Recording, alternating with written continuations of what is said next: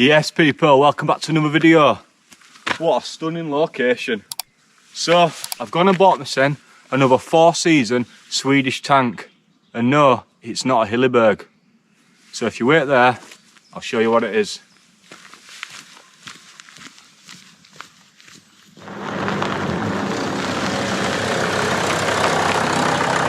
Yes mate, living that Volvo life.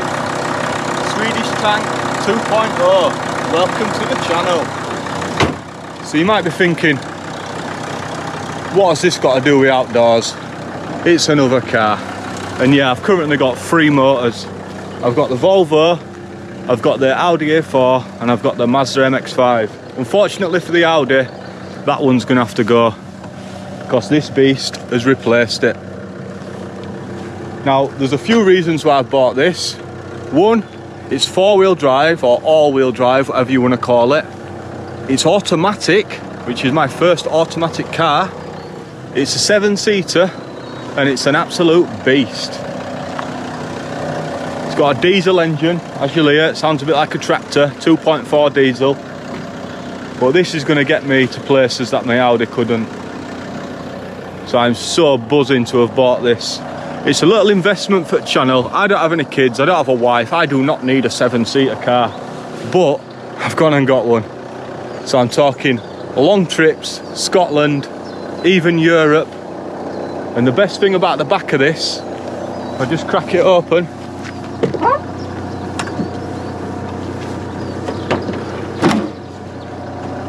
there's enough room to fully lay down in it.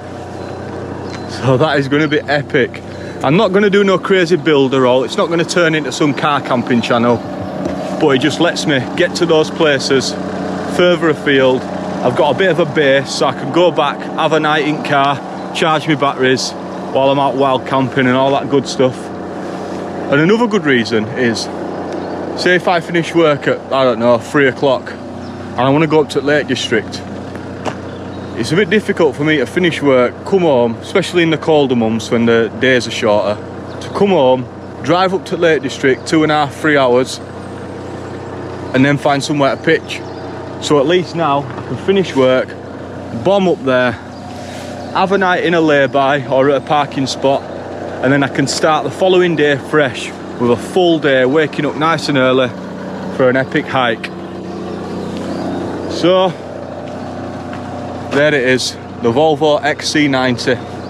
It's got a split tailgate at the back, so you can sit down, chill out, do a bit of cooking on here or whatever. It's built like a tank, as you'd expect with it being Swedish. This is like the Hilleberg of cars, mate, when it comes to safety, strength. So I bought it off a fella called Leon. It was a private sale and he's done me a good deal on it. Hopefully, anyway. Seems it so far. I've done about 100 mile. It was my first trip down to the Peak District in it last night. So there's a reason why I've not been doing many multi-day Lake District trips recently, and that's because I've been sort of between cars. I've been searching for a Volvo XC90 and I've not really been wanting to drive the Audi too much because it's going for sale. So my job over the next few days is to just clean that Audi up a bit, take it somewhere for some decent pictures and get it listed. So I'll quickly show you inside. We're talking full grandad spec wood trim and all that. Love that. Wooden wheel, cruise control, automatic box with the option to flick it into manual, and it's got a winter mode. So all those days when I've been umming and ahhing about driving up to Lake District in snow and roads have just been rough as, this is going to be a game changer for me.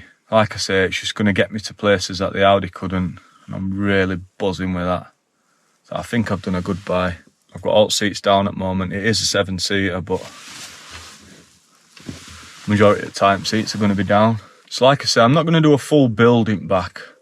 I might just build like a little temporary platform to put a little single bed down one side, and then I won't be keeping that in the car at all times. It'll be just when I'm going on a long distance trip, I'll whack that in back, so I've got somewhere to keep. And I definitely want to go to Europe. I've never drove on the other side of the road, never been around Europe, not in a car anyway. So it should be epic, that. drive through France, maybe down to Spain, I don't know. Getting a bit giddy. I think the first trip is going to be Scotland, because I've never been to Scotland. I've never done Ben Nevis. So if you've been to Scotland or you're from Scotland and you know some epic wild camping spots, make sure you whack them in comments. So I do want to make it clear, I'm still going to be doing wild camping just as much as I do now, if not more. It's just this is going to get me to places a lot easier. And the fact that it's automatic, wow, just makes it so much easier for driving, especially on my bad knees with that clutch. It's not worse than clutching it through traffic non-stop. So yeah, I'm made up with it. Proper buzzing.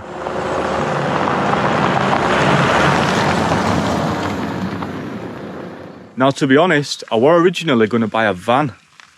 But if you don't know, I'm from Bradford, West Yorkshire, and they've recently introduced a clean air zone. So unless you're buying a van that's like a 17 plate, 18 plate, a Euro 6 engine, you're going to get stung for a daily charge just to drive through Bradford. And I can't be doing that with my daily car or my daily vehicle if it were a van. I just can't afford that. So basically I was searching far and wide, doing plenty of research, seeing what is the sort of biggest 7-seater car that I can get.